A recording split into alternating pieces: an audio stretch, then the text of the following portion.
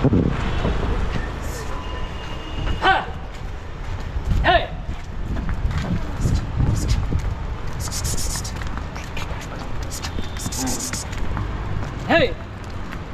ಯಾವತ್ತು ಬಂತು? ಮೊನ್ನೆ ಬಂತಾ? ಹಾಂ ವಾಪಸ್ ಬಾ.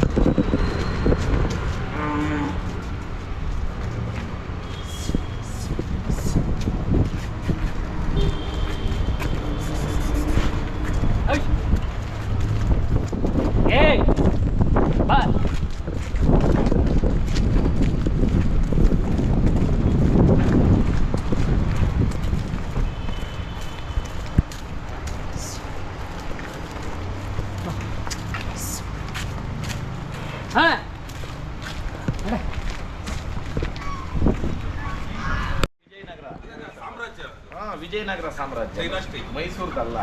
ಮೈಸೂರು ಕೂಡ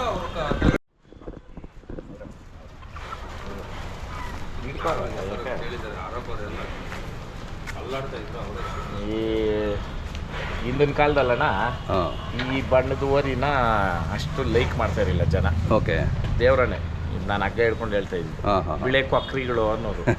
ಇವತ್ತು ಕಾಲಕ್ರಮೇಣ ಏನಾಯ್ತು ಅಂದ್ರೆ ಬಿಳೆ ಕೊಕ್ರಿಕೆನೆ ಮರ್ಯಾದೆ ಇವತ್ತು ಬಣ್ಣಕ್ಕೋಸ್ಕರನೇನೆ ಏನೇನೋ ಸರ್ಕಸ್ಗಳು ಮಾಡ್ಬೇಕು. ಆಮೇಲೆ ನೀಲವಾಗಿ ನೋಡ್ಬೋದು ನೀವು, ಎರಡಲ್ಕ ನನ್ನ ಎತ್ತರ ಐತೆ. ಹೌದೌದು. ಆಮೇಲೆ ಜಾತಿನೂ ಅಷ್ಟೇ. ಇದ್ರ ಬಂದ್ಬಿಟ್ಟು ನಾವು ಗಣೇಶನ ಮಕ ಅಂತ ಕರಿತೀವಿ. ನೀವು ಹಿಂಗ್ ನೋಡ್ಬೋದು, ಗೊತ್ತಾಗತ್ತಲ್ಲ ಈ ಗಣೇಶನ ಮಕ ಸ್ವಲ್ಪ ಕರುವು ಇರುತ್ತದೆ. ಈ ಕರುವು ಅದೇನೇನೆ ಗಣೇಶನ ಮುಖ ಅಂತ. ಈ ಓರಿಗಳನ್ನ ಒಂದು 100 ಓರಿಕ 1-2 ಹಂಗ್ಬಿಟ್ಟೋದು ಈ ಮಕ ಹೋಲಿಕೆ ಇರೋ ಓರಿ. ಓಕೆ, ಇವು ಇತಿಹಾಸದಲ್ಲಿ ಇವು ಎಲ್ಲೂ ಸೋತಿಲ್ಲ. ಸುಮಾರು ಹುಬ್ಳಿಕ ಒಂದೆತ್ತು ನಮ್ಮ ಪೈಲ್ಮನಪ್ಪನ ಫೀಲ್ಡ್ ಅಲ್ಲಿ ಕೊಡಗಳ್ಳಿ ಪುಟ್ಟಪ್ಪನವ್ರ ಮನೆಯಲ್ಲಿ ಒಂದೆತ್ತಿತ್ತು. ಅದ್ರ ಹೆಸರೇನೇನೆ ಗಣೇಶನ ಮಕ ಅಂತ ಫೇಮಸ್. ಓಕೆ, ಇದೇ ಹುಟ್ಟಾಣಿಕೆ ದೊಡ್ಡ ಎತ್ತಣ.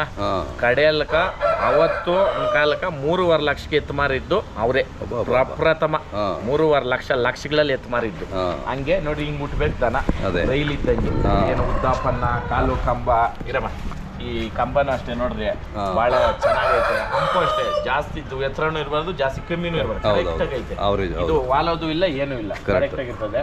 ಒಂದೇ ಬಣ್ಣನ. ಹೌದು, ಮೂತಿಯಿಂದ ಹಿಡ್ದು ಇದ್ರವರೆಗೂ ಒಂದೇ ಬಣ್ಣ, ಬಾಲದವರೆಗೂ ಒಂದೇ ಬಣ್ಣ. ಚೆನ್ನಾಗಿ ಎದೆ ಗೂಡು ಎಲ್ಲ ನಂಬರ್ 1 ಆಗಿ ಬಿಟ್ಟೈತೆ. ಯಾರಾದ್ರೂ ಆಸಕ್ತಿ ಇರೋರು, ಇವಾಗ ಶೋಕಿಕ ದನ ಮಾಡೋರು ಇಂಥವು ಕಟ್ಕೊಂಡ್ರೆ 10 ಕಟ್ಟಕ್ಕೆ ಮೇಲೂ 2 ಮುತ್ತು ಕಟ್ಟೋದ್ ಮೇಲೂ ಮನೆ ಹತ್ರ ಅಂತ 2 ಇದ್ರೆ ಸಾಕಿರ್ತಾವೆ. ಈಗ ಕೂಟ ಬೇಕಂತಲ್ಲ, ಇದಕ್ಕೆ ಕೂಟ ಇದ್ರೆ ಕೊಡ್ರಿ, ಇಲ್ಲ ಹಾಕೊಡಂಗಿದ್ರೂ ಕೊಡ್ತೀನಿ. ಇವಾಗ 2 ನೋಡ್ರಿ, ಇನ್ನ ಸಮ್ಮತ್ತಿಲ್ಲ. ಅದೇ ಎಲ್ಲ ಕೂಟ ಇದ್ದರೆ ನಮ್ಗೆ ಕಾಂಟ್ಯಾಕ್ಟ್ ಮಾಡಿದ್ರೆ ಮಾಡಿ. ಏನಿಲ್ಲ ಅಂದ್ರೂ ನನ್ನ ಹತ್ರ ಐತಾನೆ ಇವಾಗ. ಹೌದೌದು, ಕರೆಕ್ಟಾಗಿ ನಾನು 10-11 ಇದ್ದೀನಿ. ಅಷ್ಟೇ ಹತ್ರ ಇದೆ. ಕಟ್ಟಾಕ್ ಹೋಗಪ್ಪ ಮೇಡಮ್. ಹಿಂದೇನು ಅಷ್ಟೇ ಪಂಚಮಿ ಬೋಲೆ ಚೆನ್ನಾಗಿ ಊಟೈತಣ್ಣ. ಪಂಚಮಿ ಅಡ್ಡಾಗ್ಲ ನೋಡ್ರಿ. ಹೌದೌದು, ಊಟ ಹಾಕಿ ಸಾಕಿದ್ರೆ ಒಂದ್ ಜೊತೆ ಎತ್ತಾಗ್ತದೆ. ಒಳ್ಳೆ ಯಾರಾದ್ರೂ ದಯವಿಟ್ಟು ಈ ವಿಡಿಯೋ ಮುಖಾಂತರ ನಮ್ಮ ಇಂಡಿಯನ್ ಕೌ ಚಾನಲ್ ನೋಡೋರು ಕಮೆಂಟ್ ಮುಖಾಂತರ ತಿಳಿಸಿ ಓರಿ ಹೆಂಗೆ ಏನು ಅಂತ. ಆಮೇಲೆ ನಾನು ಇವತ್ತವರೆಗೂ ಅಷ್ಟು ಬೆಲೆ ಇಷ್ಟು ಬೆಲೆ ಹೇಳಿ ದನ ಮಾರಿಲ್ಲ.